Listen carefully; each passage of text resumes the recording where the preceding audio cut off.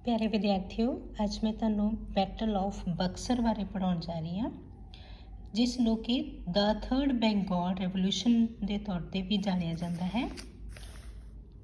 बक्सर की लड़ाई 1764 ਨੂੰ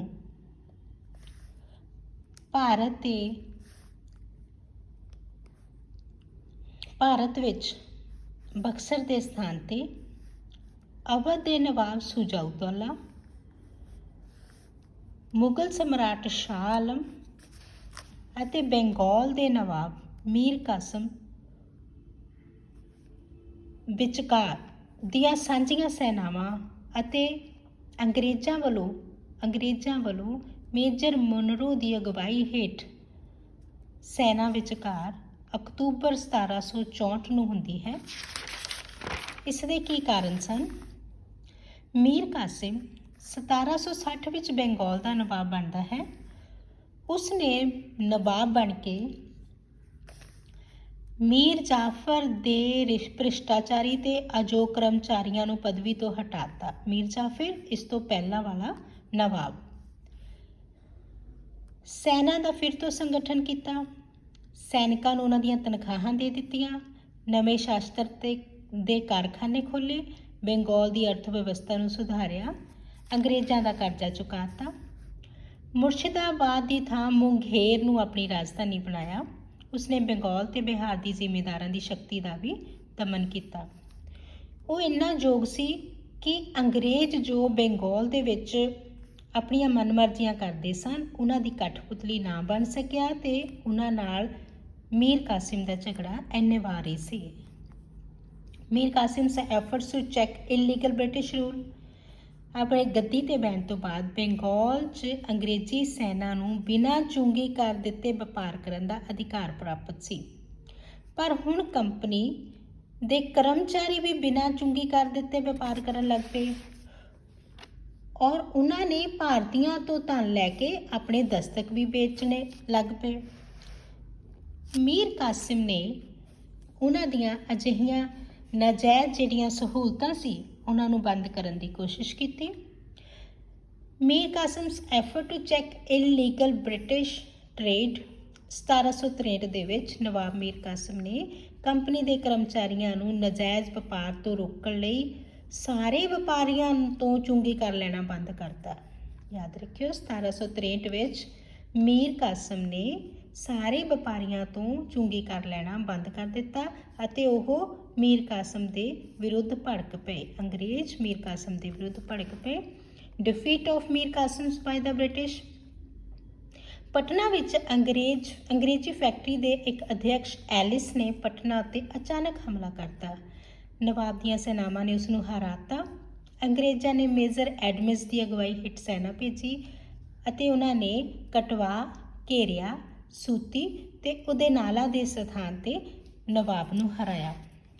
नवाब पटना तो अवध वालू दौड़ गया। मीर जाफर बिकम नवाब अगेन। मीर जाफर नूं हटा के अंग्रेज़ों ने मीर कासिम नूं नवाब बनाया सी। हुण मीर कासिम नूं हरा दिता है अते मीर जाफर नूं अंग्रेज़ों ने बंगाल की राजगद्दी दोबारा प्रदान कर दी ते अंग्रेज़ों ने फिर तो बिना चुंगी कर दिते दस्तकां राही व्यापार करन दा अधिकार प्राप्त कर लिया।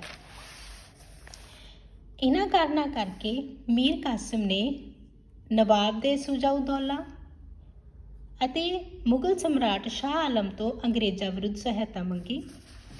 तिन्नां दियां सांझीਆਂ सैनावां ने अंग्रेज़ों के नाल लड़ाई की जो अक्तूबर 1764 विच हुई। ये बहुत ही निर्णाजनक लड़ाई सी जिस विच अंग्रेज़ों की जित हुई। 1777 विच मीर कासिम की मौत हो गई अते सुजाउद्दौला अते शाह आलम ने अंग्रेजी सरकार अगे गोडे टेक दिते। की महत्व है? ये लड़ाई भारत के इतिहास विच बहुत महत्वपूर्ण मनी जाती है। More significant than the battle of Plassey. 1757 which Plassey की लड़ाई हुई सी जिस विच नवाब सिराजुद्दौला हार गया सी। According to doctor Ishwari Prasad, Buxar completed what Plassey had begun. Buxar ने वो काम पूरा कर दिता जो प्लासी ने आरंभ किया सी।